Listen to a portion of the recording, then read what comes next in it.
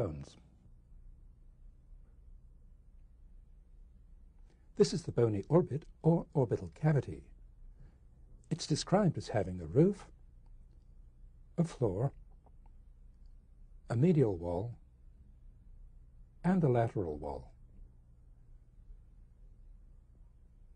The rim of the orbit is called the orbital margin.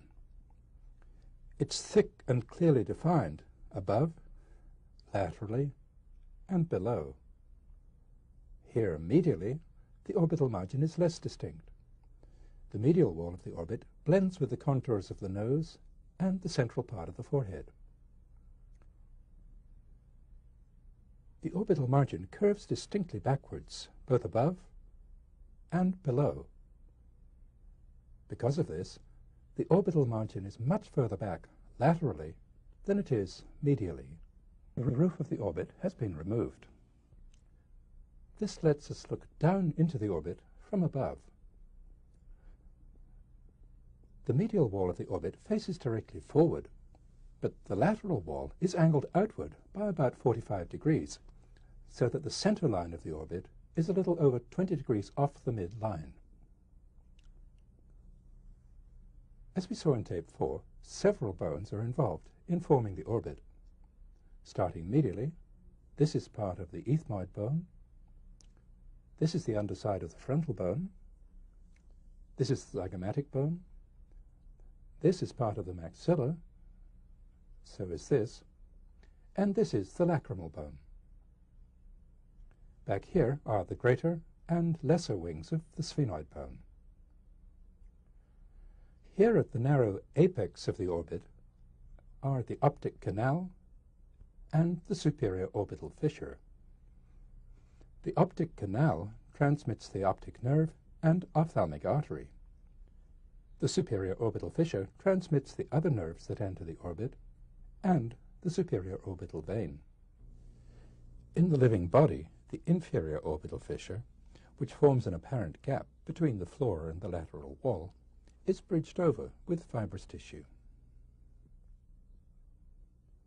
This groove, the lacrimal groove, leads downwards into the opening for the nasolacrimal duct, which takes tears to the nasal cavity.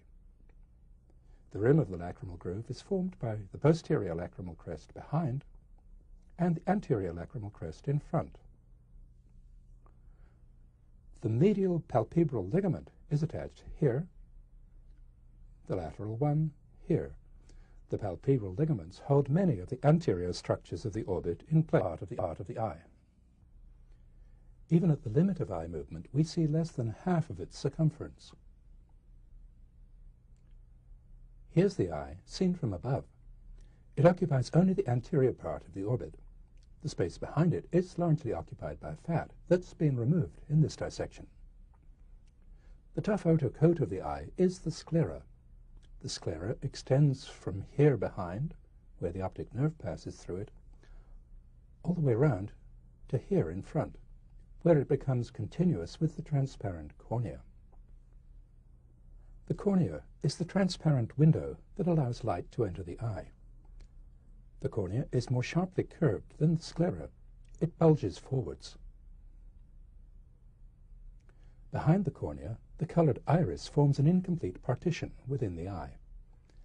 At the center of the iris is a clear opening, the pupil.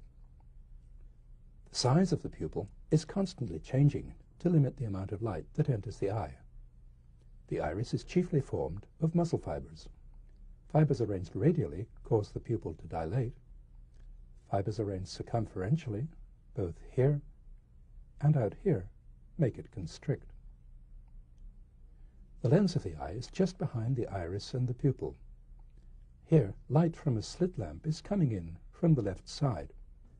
Down here, where it's very bright, the light is hitting the iris. Here, where it's fainter, it's hitting the anterior surface of the lens. Is from above. Here, we're looking down into the orbit in a dissection in which the orbital roof has been removed. We'll start by looking at the rectus muscles. To see them, we'll take these two muscles, the levator and the superior oblique, out of the picture. We'll also remove some of the fat that largely fills the posterior part of the orbit. Here are 3 of the rectus muscles: superior, lateral, and medial. To see the inferior rectus, we'll remove the superior rectus, the optic nerve, and the rest of the orbital fat. Here's the inferior rectus muscle. Between the origins of the rectus muscles, the optic nerve emerges. The rectus muscles arise together from inside a ring of fibrous tissue, the annulus tendineus, of which this is the upper part. The annulus is attached to the periosteum of the apex of the orbit. Its ring of attachment, represented in blue here, encircles the optic canal and this part of the superior orbital fissure. The optic nerve, the ophthalmic artery, and several of the nerves to the orbit pass through the annulus. The rectus muscles thin out into 4 flat tendons as they pass forwards around the eye. They insert into the sclera quite far forward. To see where they insert, we'll go round to a view from in front. Here's the insertion of the superior rectus. Here's the lateral. Here's the inferior. Here's the medial. The main actions of the rectus muscles are obvious. The superior and inferior rectus muscles turn the eye upwards and downwards. The lateral and medial ones turn it outwards and inwards. The inferior and superior rectus muscles have another action too. They don't only pull the top or bottom of the eye straight backwards, they also tend to rotate it a little about its long axis. The superior rectus, acting alone, would rotate the top of the eye inward as we look up. The inferior rectus would rotate it outward as we look down, starting with the superior one. Here's the superior oblique muscle. Like the rectus muscles, it arises from the annulus. The superior oblique narrows into a tendon which passes around this sling of fibrous tissue, the trochlea. The trochlea is attached to bone here, behind the orbital margin. The trochlea acts as a pulley. The superior oblique tendon fans out, passing deep to the superior rectus to insert into the sclera on top of the eyeball. We'll go round to our view of the eye from in front and add the oblique muscles to that picture. Here's the trochlea. Here's the superior oblique tendon. The superior oblique muscle, acting alone, would rotate the top of the eye medially. The inferior oblique muscle is down here. It's the only extraocular muscle that doesn't arise from the annulus. It arises here, behind the inferior orbital margin. It inserts into the sclera quite far back. To see that, we'll go round to our view from above and behind.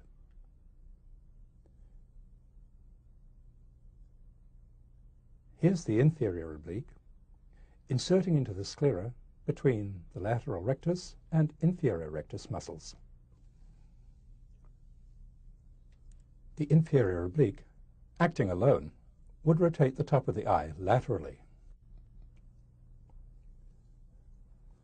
The levator lies just above the superior rectus muscle. Here it is. Arising from the annulus fibrosus back here, the levator fans out to become a broad tendon which inserts, as we'll see later, mainly into the tarsus of the upper lid. Incorporated in the underside of the levator is a strip of smooth muscle, the superior tarsal muscle, that's innervated by sympathetic fibers. Changes in the tone of this smooth muscle cause our upper lids to droop when we're tired and open wide when we're excited. And so far, the muscles have been dissected bare to show them clearly. But in reality, each of the muscles, as it passes forwards, becomes surrounded by a sliding sheath of fibrous tissue. The fibrous sheaths of adjoining muscles blend together to form a hood above and below the eye. This hood is firmly attached to periosteum at 2 points, here laterally and here medially. These fibers of attachment form the posterior parts of the lateral and medial palpebral ligaments. Indirectly, they hold the eye in position in the orbit. The tendon sheaths of the muscles are also continuous with this sheath of fibrous tissue, the capsule of the globe, that surrounds the posterior 2/3 of the eye, protective covering for the eye. The upper and lower lids are much alike. We'll look mainly at the upper one. In looking at the structures that form the eyelids, we'll switch between a dissection from in front to one in which the structures have been divided in steps, a layer at a time, giving us this lateral view. The eyelids are covered on the outside with skin that's extremely thin and mobile. They're covered on the inside by a thin sensitive membrane, the conjunctiva. This is the conjunctiva. Conjunctiva also covers the front of the sclera. The conjunctiva that covers the sclera, the bulbar part, and the conjunctiva that lines the lid, the palpebral part, are continuous at this fold, the conjunctival fornix. The conjunctiva is continuous with the skin at the margin of the eyelid. Directly beneath the skin of the eyelids, which we'll remove, is the orbicularis oculi muscle. As we saw in part 1 of this tape, the orbicularis extends beyond the margins of the orbit onto the forehead and the cheek. It's such a thin muscle, parts of it are almost colorless. Medially, many of its fibers arise from this structure, the medial palpebral ligament, which is attached to bone here at the anterior lacrimal crest. The more outlying fibers of orbicularis arise from bone here, around the lacrimal groove. Laterally, the innermost fibers of orbicularis insert into bone here. The more outlying fibers have no bony attachment. This is part of the orbicularis. It's been divided along this line. Directly beneath it is this layer of fatty fibrous tissue, the orbital septum, that extends into the lid from the periosteum at the orbital margin. The orbital septum separates the contents of the orbit from the facial soft tissues. Here beneath the orbicularis is the structure that gives the eyelid its shape, the tarsus. It extends from here to the lid margin. To see the tarsus from in front, we'll remove the orbicularis muscle and then the orbital septum. We have also removed much of the orbital fat. The tarsus is here. If we put something underneath it, we can see its upper border. The tarsus is tethered at each end to the palpebral ligaments. The tarsus is quite flexible. It stiffens the eyelid and gives it a curvature that varies so that the shape of the eyelid conforms to the changing curvature of the underlying eye. Within the thickness of the tarsus are numerous tarsal glands. This is one of them. The tarsal glands open here, right along the margin of the lid. The tarsal glands produce an oily secretion which prevents the spillage of tears. This structure, coming down from behind, is the levator muscle. This is its tendon. The levator tendon inserts mainly into the tarsus. Its most lateral and medial fibers are attached to the palpebral ligaments. Here's the orbital margin.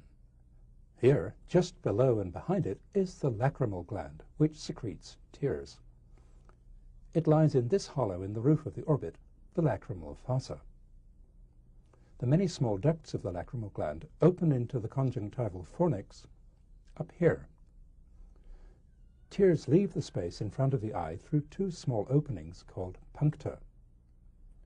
Here's the lower punctum. To see the upper one, we'll roll the upper lid outwards. Here's the upper punctum. To see where the puncta lead, we'll look at a dissection in which the orbicularis has been removed and blue material has been injected into the puncta. Here's the upper punctum. Here's the lower one. Leading from them are the canaliculi. Here's the upper canaliculus. Here's the lower one. The two canaliculi converge behind the medial palpebral ligament, which we'll remove. The canaliculi join together and enter this reservoir, the lacrimal sac. The lacrimal sac is surrounded by the fibers of origin of the orbicularis muscle. When we blink, the pressure from these muscle fibers squeezes tears from the lacrimal sac down into the nasolacrimal duct.